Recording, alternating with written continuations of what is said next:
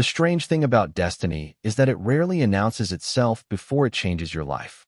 The ballroom shimmered beneath 1,000 crystal reflections. Gold light spilled across polished marble floors. Soft music floated through the air. Everywhere I looked, people wore designer suits, expensive watches, and expressions that suggested they belonged there. I did not. I was 26 years old, balancing a silver tray of champagne glasses while trying not to embarrass myself during the largest charity gala my company had ever worked. The hotel overlooked Manhattan, and through the enormous windows, the city glowed like a field of stars. My job was simple. Smile. Serve drinks. Stay invisible. I was very good at the first two. The third turned out to be impossible. "Sophia, table 12 needs more glasses," another server whispered. "Got it." I adjusted the tray and moved through the crowd. Conversations blended into a constant hum. Laughter echoed from every corner. Then something happened. At first, I thought it was my imagination. The noise changed. Not disappeared. Changed. Like a wave pulling away from shore. One conversation stopped. Then another. Then another. Within seconds, an entire section of the ballroom fell silent. I slowed my pace. Confused. People were standing. Men who looked important. Women who had spent more on jewelry than I earned in a year. Everyone seemed focused on the same thing. I followed their gaze toward the entrance. A group of men had entered the ballroom.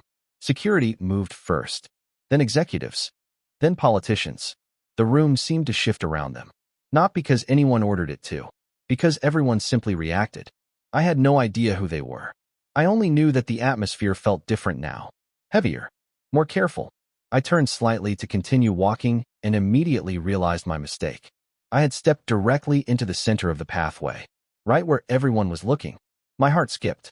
Embarrassed, I moved aside quickly. The tray tilted. One champagne glass slid dangerously close to the edge. Somehow I caught it before it fell.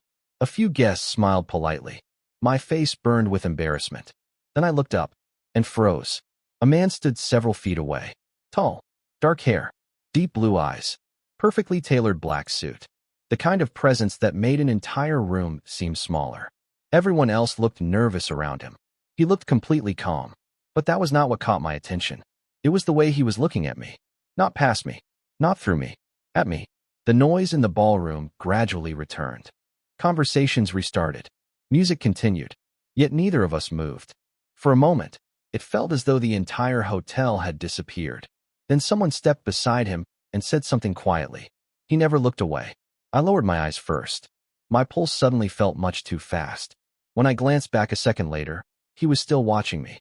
And somehow, for reasons I could not explain, I had the strange feeling that this was not the first time fate had seen us standing in the same room. The rest of the evening passed in a blur. I carried trays, refilled glasses, smiled when guests smiled. Yet every few minutes, I caught myself looking toward the same corner of the ballroom. And every time I looked, he was there. Not always standing in the same place. Not always speaking to the same people. But somehow, his attention kept finding its way back to me. By midnight, my shift finally ended. The ballroom had begun to empty. Limousines waited outside beneath rows of glowing hotel lights. My feet ached. My shoulders hurt. All I wanted was sleep. I slipped into the employee corridor and headed toward the locker room. Sophia. I turned. It was Claire, one of the senior event managers. She looked unusually nervous. What happened out there? I laughed softly. You tell me. Claire lowered her voice. Do you seriously not know who that man was? Should I? The look on her face answered the question immediately. That was Adrian Moretti. The name meant nothing to me. Apparently, my expression confirmed it. Claire stared. You really do not know. No. She shook her head slowly. Sophia, half the people in that ballroom would rearrange their schedules if he asked. Is he a celebrity? Not exactly. A politician? No. Then what? Claire hesitated. He is Adrian Moretti. As explanations went, it was not particularly helpful. 20 minutes later, I stepped outside into the cool Manhattan night. The city felt quieter than usual. Yellow taxi lights reflected across wet pavement from an earlier rain shower. I started walking toward the subway entrance a block away. Then I noticed something strange. Several black luxury vehicles remained parked near the hotel entrance. Men in dark suits stood nearby speaking into earpieces. Security. Serious security. Guests walked around them rather than through them, as if an invisible boundary existed. Curiosity got the better of me. I glanced back toward the hotel doors. At that exact moment, Adrian Moretti emerged from the building. Conversations nearby immediately softened. People stepped aside without being asked. No one seemed surprised by it. They simply reacted, the way people react to gravity, to weather, to something powerful enough that arguing against it feels pointless. Adrian paused near the entrance. One of the men beside him spoke quietly. Adrian nodded. Then, unexpectedly, he looked across the street, directly at me. My breath caught. There were dozens of people nearby. Cars, pedestrians, hotel staff. Yet somehow I knew he was looking at me. The distance between us could not hide it. For several seconds, neither of us moved. Then a taxi passed between us. The moment broke. When the street cleared again, he was entering one of the waiting vehicles. The convoy pulled away from the curb and disappeared into the city. I should have forgotten about him. A man like Adrian Moretti belonged to a completely different world. A world of influence, power, and people who wore confidence as naturally as breathing. I was just a server finishing a long shift. Yet as I descended into the subway station and listened to the approaching train echo through the tunnel, one question refused to leave my mind. If Adrian Moretti could have looked at anyone in that ballroom, why had he spent the entire evening looking at me? The following week should have been ordinary. Instead, Adrian Moretti somehow appeared everywhere. Not literally, just enough to make me question whether coincidence was playing a joke on me. On Tuesday, I worked a corporate luncheon in Midtown. Halfway through the event, I noticed several guests suddenly straightening in their seats. Heads turned toward the entrance. The atmosphere shifted in the exact same way it had at the charity gala. I did not even need to look. Somehow, I already knew. Adrian entered with two associates beside him. The room immediately became more attentive, more careful. Yet when his eyes swept across the crowd, they stopped on me. Just for a second. Then he continued walking. I told myself it meant nothing. By Thursday, I almost believed it. That afternoon, I stopped at a small coffee shop near Bryant Park before heading to work. The place was crowded. Students sat with laptops. Business professionals rushed in and out. I was waiting for my order when someone accidentally bumped into me. My coffee nearly slipped from my hands. A familiar voice spoke beside me. Careful. I turned and nearly dropped the cup anyway. Adrian stood there, not surrounded by security, not inside a ballroom, just standing in a coffee shop like a normal person. For a moment, I forgot every explanation I had prepared. You again, I said before I could stop myself. To my surprise, the corner of his mouth lifted slightly. That sounds like an accusation. I am still deciding. The barista called my name. I reached for the drink and thanked her. When I looked back, Adrian was watching me with obvious amusement. You are not nervous around me. Should I be? A strange expression crossed his face. Almost disappointment. Almost relief. Most people are. I shrugged. Most people probably know who you are. Silence followed. Then he laughed quietly. It was not the reaction I expected. The sound transformed him, made him seem less distant, less untouchable. That may be true, he admitted. A man approached from the entrance and spoke softly to him. Adrian nodded but did not immediately leave. Instead, he looked back at me. Sophia. My heart skipped. I had never told him my name. How do you know that? The question escaped before I could stop it. Adrian held my gaze. For a second, something unreadable appeared in his eyes. I make it my business to remember important details. Before I could ask another question, he turned and headed toward the door. The conversation had lasted less than 3 minutes. Yet somehow it stayed with me for the rest of the day. That evening, while setting tables for another event, I caught myself thinking about the way he said my name. Not casually, not politely, as if he had known it long before I ever introduced myself. And for the first time since this strange series of encounters began, I found myself wondering something far more dangerous than who Adrian Moretti was. I wondered why meeting me seemed to matter to him at all. Sometimes the most dangerous thing in the world is not fear. It is curiosity. Over the next several days, I found myself noticing Adrian Moretti everywhere, even when he was not there. A mention on the news. A conversation between guests at an event. A headline on someone's phone. The more I heard his name, the stranger everything felt. Nobody spoke about him casually. People lowered their voices. They chose their words carefully. Yet the man I met in the coffee shop had laughed at my joke and remembered my name. Those two versions refused to fit together. The following Friday, my company assigned me to another high-profile event.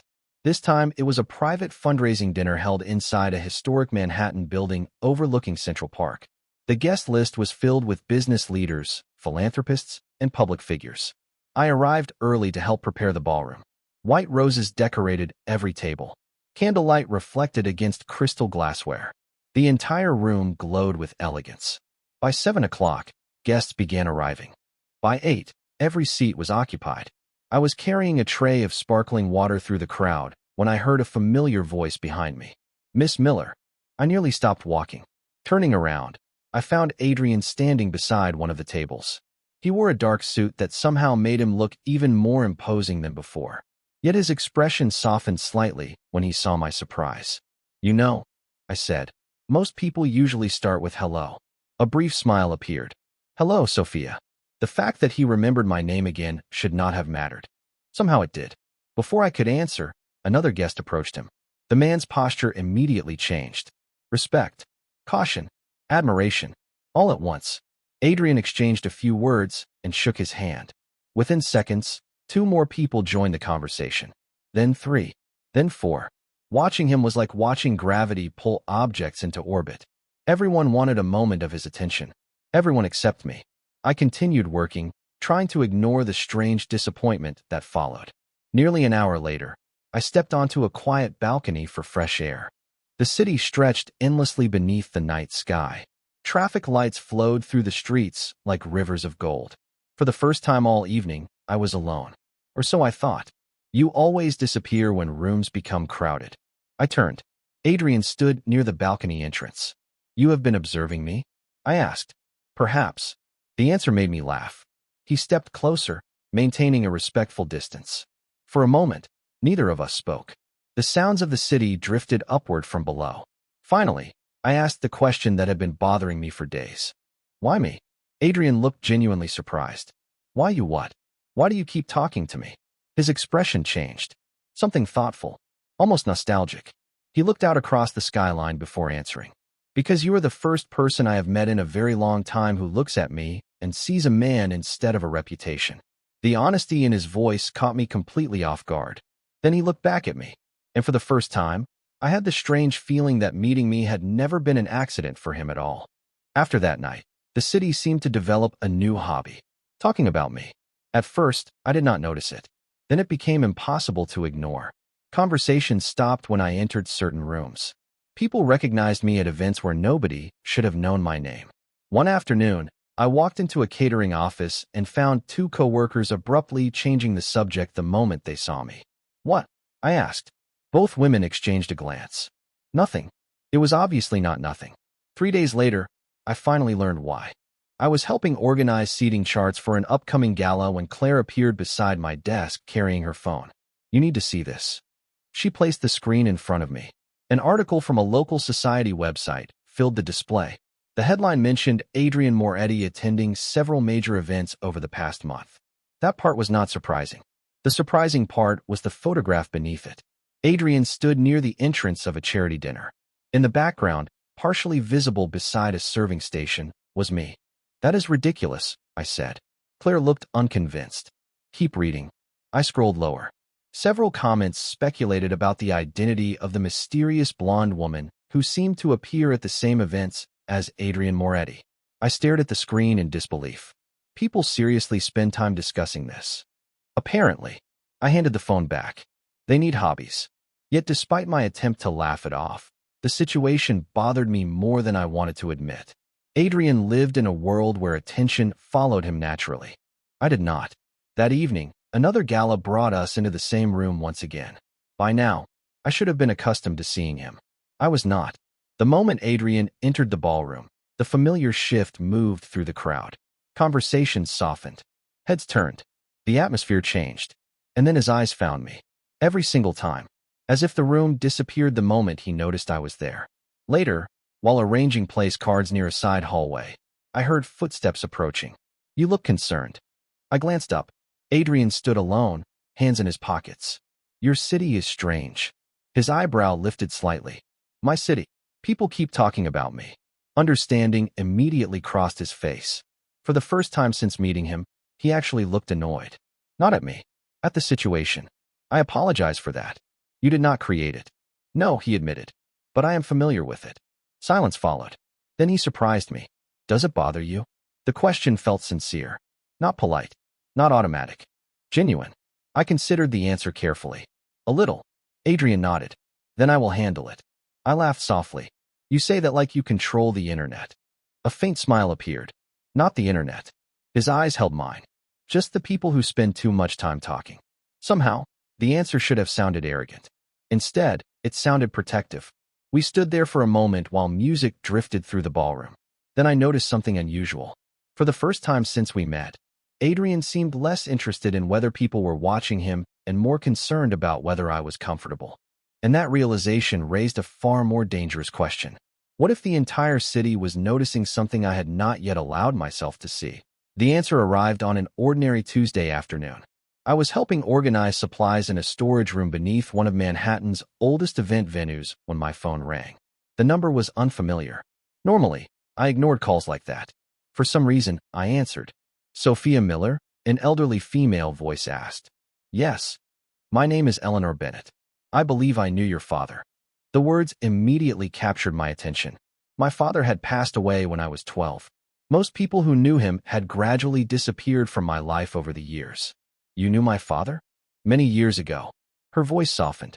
There is something I think you should have. 2 days later, I found myself sitting across from Eleanor inside a quiet brownstone on the Upper West Side. Family photographs covered the walls. The scent of tea filled the room. She handed me a small wooden box worn smooth with age. Your father left this with my husband. My hands trembled slightly as I opened it. Inside were old photographs, several letters, and a faded newspaper clipping. I carefully lifted the clipping first. The article described a traffic accident that had occurred nearly 25 years earlier during a severe winter storm. According to the story, a young businessman had survived after being pulled from a damaged vehicle by an off-duty paramedic. I stared at the photograph attached to the article. The image was grainy, old, yet the face was unmistakable. Adrian Moretti, much younger. But Adrian. My pulse quickened. That cannot be right. Eleanor nodded slowly. Your father was the paramedic. The room seemed to grow very quiet.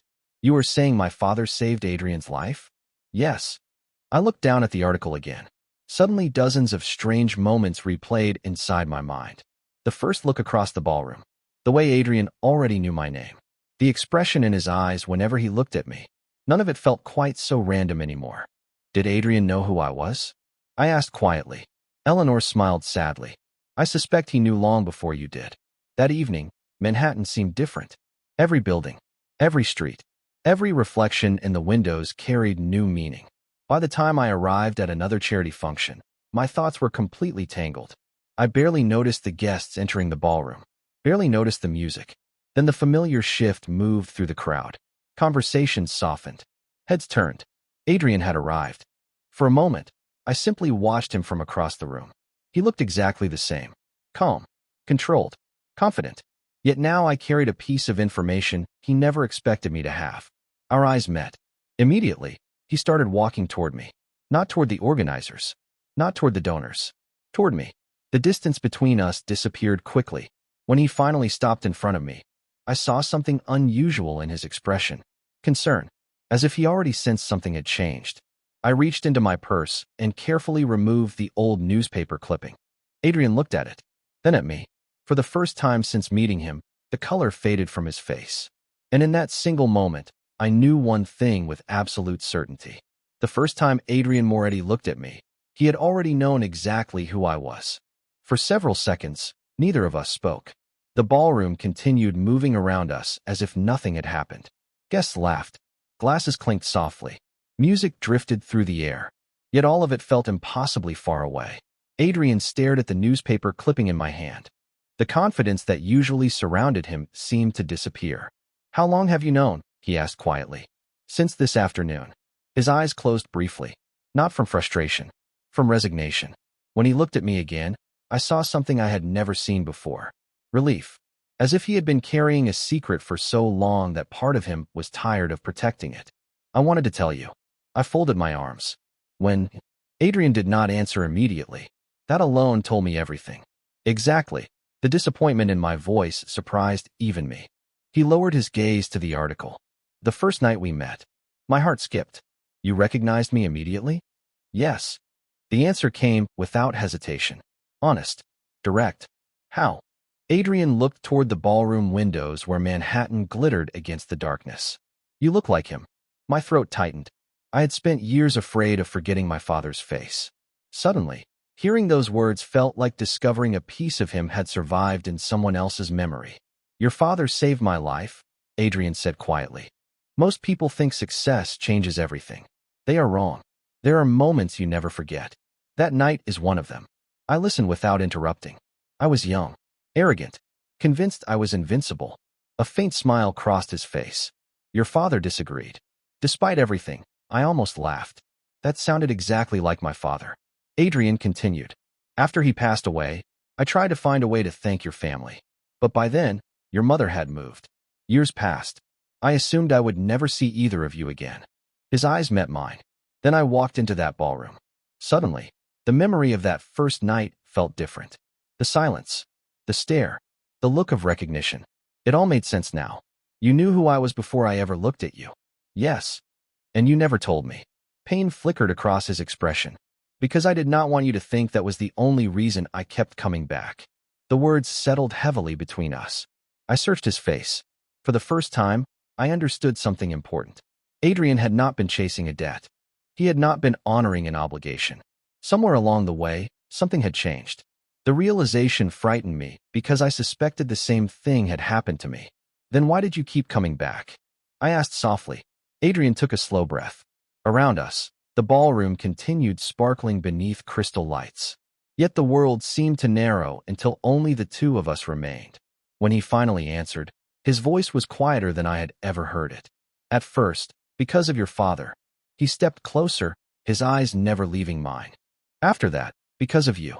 And in that moment, I realized the silence from the night we met had never been about fear. It had been the beginning of a story neither of us understood yet. For the next several days, I carried Adrian's words with me everywhere. At work, on the subway, walking through crowded Manhattan streets. They followed me like an unanswered question. At first, I tried to convince myself nothing had changed. But everything had. The city looked the same. The events looked the same. Even my routine remained unchanged. Yet every ordinary moment now seemed connected to something larger. One evening, I stood alone on the rooftop terrace of an event venue overlooking the Hudson River. The sun had just disappeared beyond the horizon, leaving streaks of gold and violet across the sky. Below me, the city lights slowly awakened one by one. I heard footsteps behind me and already knew who it was. Adrian stopped beside me. Neither of us spoke immediately. The silence felt comfortable now. Familiar. You have been avoiding me, he said gently. I laughed. That is difficult when you somehow appear everywhere. A faint smile touched his face. Then it faded. Sophia. The way he said my name immediately captured my attention. I turned toward him. His expression was serious. Thoughtful. What is it? Adrian looked out toward the river. For a moment, he seemed to be choosing his words carefully. You have a choice to make. My heart tightened. What kind of choice? The kind that changes everything. The answer only created more questions. Adrian reached into his jacket and removed a folded envelope. He handed it to me. Inside was a business card and a letter. I read it twice before looking back up. A hospitality company in California was offering me a management position. The salary was excellent. The opportunity was extraordinary. It was the kind of offer I had spent years hoping to receive. How? I asked quietly. Adrian met my eyes. A friend asked for a recommendation. I told him the truth. Which is, that you are the most capable person I know. My throat tightened unexpectedly. Adrian continued before I could respond. You earned the opportunity yourself. I only made sure they noticed. I looked back at the letter. California. A new beginning. A different future. Hundreds of miles away from New York. Away from Adrian. The realization settled heavily inside me. You are giving me a reason to leave. Adrian nodded. Because if you stay, it should be because it is what you want. Not because of me. The honesty of that answer stole my breath. A man with unlimited influence could have made the decision easier for himself. Instead, he placed the choice entirely in my hands.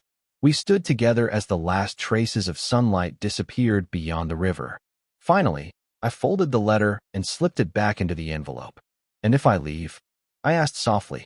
Adrian smiled, though sadness lingered behind it. "Then I will be grateful I met you." My heart ached, not because of what he said, because I suddenly realized I did not want to imagine a future where I never saw him again. And for the first time since this story began, the choice before me felt far more difficult than fate had ever intended. 3 days later, I stood inside Grand Central Terminal holding a ticket to California. Morning sunlight streamed through the enormous windows overhead. Travelers hurried past in every direction. Announcements echoed through the station. Life continued exactly as it always had. Yet nothing felt the same. The envelope containing the job offer rested inside my bag. A month earlier, accepting it would have been easy. It would have felt like success. A new city, a new career, a future I had spent years working toward. Now, standing in the middle of the station, I felt something entirely different. Uncertainty. Not because I was afraid of leaving New York, because I finally understood what I would be leaving behind. My phone vibrated. "Claire, are you on the train yet?" she asked. "Not yet." "Then answer one question." I smiled softly. "Only one. Are you leaving because it is what you want, or because it feels like the smart decision?" The question settled heavily inside me. For several seconds, I said nothing. Then I looked around the station. Families reuniting, friends laughing, strangers heading toward destinations they hoped would make them happy. Suddenly, the answer became clear. "I think I already know," I whispered. After ending the call, I reached into my bag and removed the ticket. I stared at it for a long moment. Then I folded it carefully and placed it inside a nearby recycling bin. My heart felt lighter immediately, almost impossibly light. An hour later, I stood on a rooftop overlooking Manhattan. The city stretched endlessly beneath a bright blue sky. The wind carried the distant sounds of traffic and life. Adrian was already there when I arrived, hands in his pockets, looking out across the skyline. He turned when he heard my footsteps. Surprise crossed his face. "Sophia," I smiled. "You look disappointed. I was expecting you to be at a train station." I was. For a moment, confusion replaced surprise. Then understanding slowly appeared in his eyes. Neither of us spoke. We did not need to. Adrian glanced toward the envelope in my hand. "What happened?" I stepped closer and handed him the California offer. He looked at it, then at me. I made my choice. The city seemed to fall silent. And I smiled. The same way I had wanted to smile since the night we first met. "I am staying." Relief flooded his expression. Genuine, unfiltered, beautiful. For the first time, there was no distance between who Adrian Moretti was and who he allowed himself to be. He looked happy, not powerful, not influential. Happy. Months later, people still talked about Adrian Moretti. They still lowered their voices when he entered a room. They still watched him the way people watch extraordinary things. But I never saw the reputation first. I saw the man who remembered a promise. The man who carried gratitude for decades. The man who looked at a crowded ballroom and somehow noticed one ordinary woman. Sometimes I think about that first night. The silence. The confusion. The moment our eyes met across a room full of strangers. Back then, I thought everyone had gone quiet because of him. Now I know the truth. Fate was simply giving us a chance to hear the beginning of a story that had started long before either of us realized it. Some people call it coincidence. Adrian called it destiny. And in the end, so did I.